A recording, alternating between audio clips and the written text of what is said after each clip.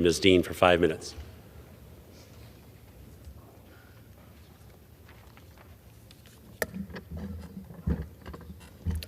I thank you, Mr. Speaker. In the past year, you might have noticed a difference while doing your taxes. If you called IRS with a question, you waited on the phone for maybe 5 minutes instead of 30 or more from years past. If you got your tax refund in a reasonable amount of time, there's a difference. And if you're one of the Americans who attempted to evade taxes and ended up paying your fair share, you can thank the Inflation Reduction Act for that. This historic legislation has enabled the IRS to be better funded, better staffed, and better at getting hard-earned money back to the people. And my constituents have noticed. When we legislated $80 billion over the next decade to modernize IRS, Republicans set out spreading disinformation and fear, agents coming out to get you. They were wrong. They knew that was not the case, but they wanted to demonize IRS anyway. Instead, what happened, we saw improvements.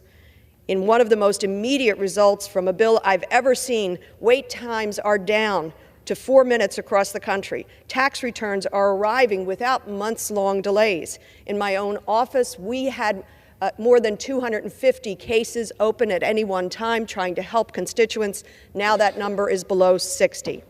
But again, Republicans launch an attack on IRS funding during their manufactured debt ceiling crisis of the last few weeks. Thankfully, their success against IRS was limited. They were able to claw back only a small portion of that funding that we set forward.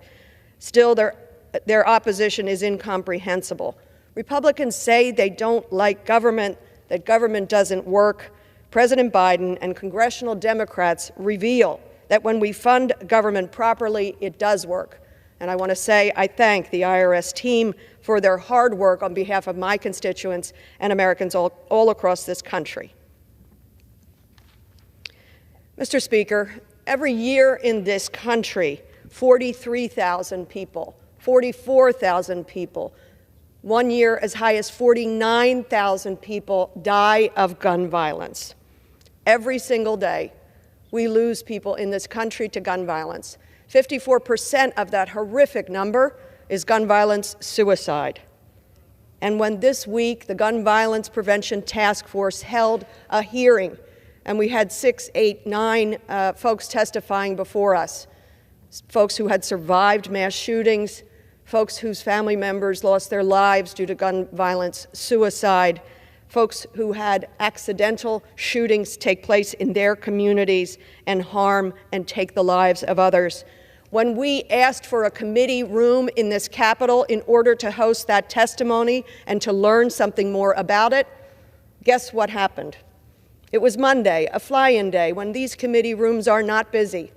There was no room in the House for that committee to be hosted. So we had to go to the Senate. Committee chair after committee chair of the Republican Party, the majority party, denied us access to a committee room to simply hear the testimony of those who know something sad and tragic all too well about gun violence. So we had the benefit of the Senate giving us a small committee room where we were stuffed in advocates, victims, researchers, professors, and others. That should tell you all you need to know, America, about the shame of gun violence in our country and why we are so hampered in dealing with it. Gun violence death is preventable.